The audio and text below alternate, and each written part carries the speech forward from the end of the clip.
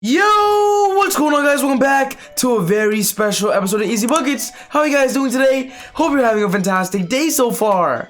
In today's video, I got something that I guarantee you guys are going to love, especially if you're a big Milwaukee Bucks fan. I just want to give a big congratulations to the Milwaukee Bucks for winning the NBA championship. Giannis Finals MVP. You guys were spectacular.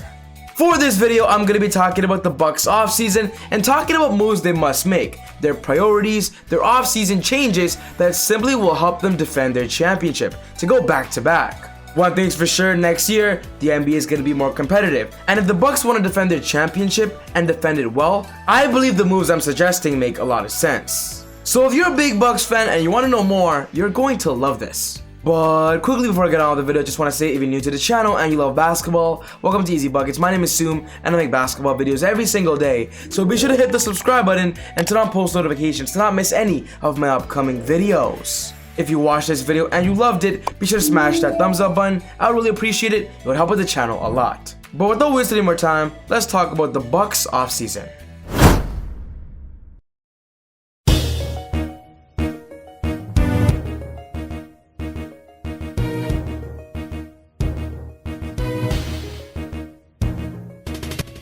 When talking about this season, I'm gonna be honest, nobody thought the Bucks would actually win the championship. Everybody thought it was gonna be the Brooklyn Nets or even the Los Angeles Lakers. And let's be honest, in the NBA Finals, a lot of us thought it was gonna be the Phoenix Suns winning after the Bucks were down 0-2. But oh boy, did the Bucks prove everybody wrong for playing absolutely amazing and winning the last 4 games from Game 3 to Game 6. Phenomenal. The last time the Bucks won the NBA championship was 50 years ago. So if you're a die-hard Bucks fan, you must be really proud. When talking about this upcoming offseason, I do believe the Bucks have a lot of questions surrounding them. What should they do? What is the right move? And more importantly, how can they defend their championship? And for this video, I got you guys. We're going to be talking about exactly this. The first thing I want to talk about is the Bucks roster for the 2022 season and their current players. Of course, they got Giannis Antetokounmpo. He just signed a 5-year Supermax contract. Chris Middleton, Jrue Holiday, Brook Lopez, Pat Connaughton, Donte DiVincenzo, Sam Merrill, Jordan Nwora, Mamadi Diakite, and Elijah Bryant. Almost half of the Bucks roster is going to be returning. The good news about this is that their main core of Giannis, Jrue Holiday, and Middleton are locked in for at least 2 more years, and of course Giannis is going to be locked in for the next 5 years, so the Bucks should still remain competitive no matter what. When talking about the Bucks' upcoming free agents, these are the players that could leave. PJ Tucker, Bobby Portis as a player option, Brian or Bryn Forbes also has a player option, he could leave as well, Thanasis Antetokounmpo, Giannis' brother, Jeff Teague, Justin Jackson, and Axel Toupane. These are the players that could be entering free agency. A lot of these players were a big part of the Bucks championship run this year. We all know PJ Tucker was their starting small forward, Bobby Portis was great off the bench this season, Forbes was one of their best 3-point shooters, so the question is, who is a priority for the Bucks to bring back? Before going into the priorities, I do want to talk quickly about the Bucks this offseason and how they have a lot of upcoming challenges that they're going to have to face this offseason and simply work around it. The first challenge is this: they don't have a lot of flexibility. What I mean by that is that right now, with them having 10 players currently on their contract and currently on their roster, they literally are already over luxury tax. Giannis is going to get paid about $40 million, Middleton about $36 million, and Jrue Holiday $30. And of course, even Brook Lopez getting plus $10 million. The Bucks don't have that many cap space to work around new players and of course a new roster. Another big challenge for the Bucks is that when talking about their upcoming free agents, they're going to be very limited on re-signing them. Of course, the best case scenario is bringing back the exact same roster that won them the championship this year, but because they're in luxury tax and don't have a lot of money to spend, the Bucks might not get all of them and maybe just some of them.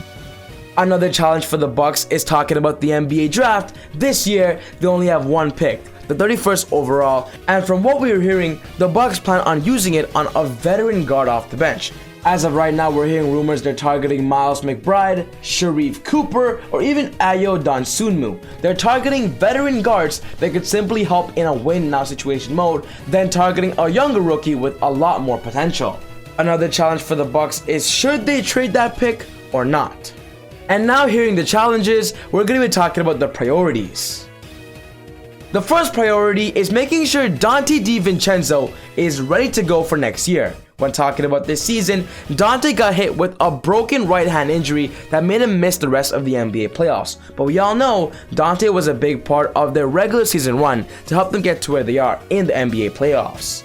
The fact that the Bucks won the NBA championship without Donte only means one thing. Next year, getting Donte back is kind of going to be like getting a new player back. And with Donte being locked in for one more year, I do believe utilizing him to the maximum potential is going to be a big factor of their back-to-back championship run. From what we are hearing, Donte is expected to be fully healthy at the beginning of next season, and I do believe he's going to be their starting shooting guard alongside Jrue Holiday as their starting point guard. The second priority on this list is re-signing Bobby Portis to their mid-level exception. The Bucks this offseason have about $6 million to sign somebody with their mid-level exception, and with them not having a lot of money to spend other than the MLE, I do believe targeting Bobby Portis is the main priority out of Bryn Forbes and PJ Tucker.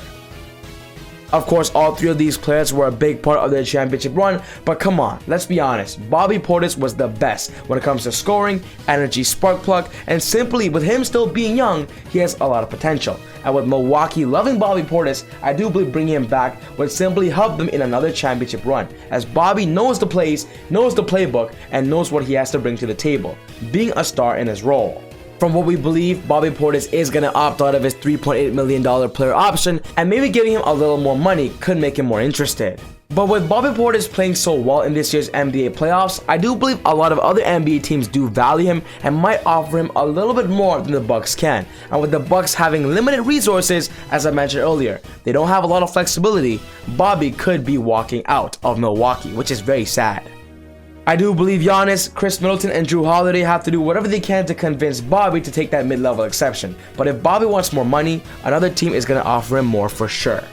The next priority on this list is signing the perfect free agents to replace PJ Tucker, Bryn Forbes, and Jeff Teague. For this video, I'm going to assume they bring back Bobby Portis, so replacing these key role players with veteran minimum contracts is going to be the way to go. Maybe getting somebody like Kelly Olynyk, maybe getting a shooter like Kyle Korver, or maybe even convincing Bryn Forbes to come back on a veteran's minimum to help them win another championship. That might not be a bad idea. Patty Mills is going to be a free agent. Jeff Teague will probably take the veterans minimum. I do believe signing the free agent to simply refit that same role the Bucks had would simply help Mike Budenholzer and of course the Bucks playbook to keep it the same as usual.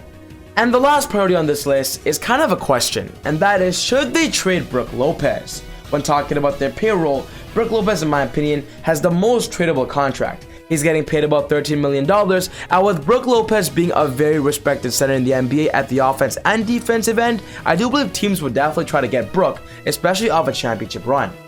During the NBA playoffs, there were a lot of times that Bobby Portis played more minutes than Brook, and maybe Bobby could be the new starting center going forward.